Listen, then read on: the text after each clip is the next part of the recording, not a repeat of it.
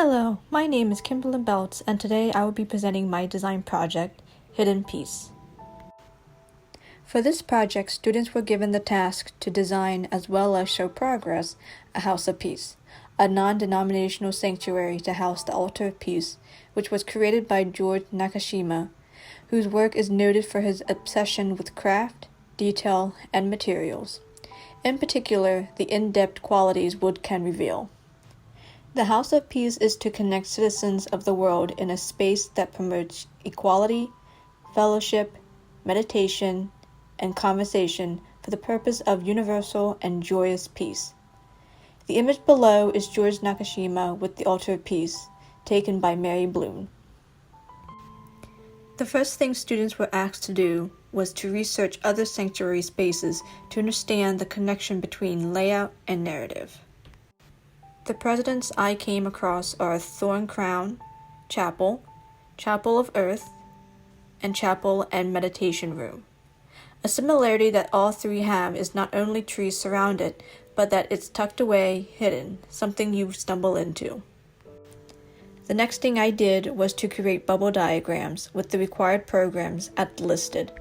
In my first iteration, you see that the outline of the building has some context, but the interior circulation is not as complex, not speaking to the hidden gem. In my second iteration, you see that the outline is still complex, still the interior is not. And for the third iteration, I was able to achieve the exterior, but the interior was still not speaking to hidden gem. At this point, I had to take a step back and relook at my narrative. What is hidden gem? What does it mean to me? After some discussion with my peers and professor, hidden gem was like a crystal. When you see the exterior of the crystal, it's not exciting. It looks like an ordinary rock. But when you see the inside, it's beautiful, colorful, and pleasing to the eye. This brings me to my fourth iteration.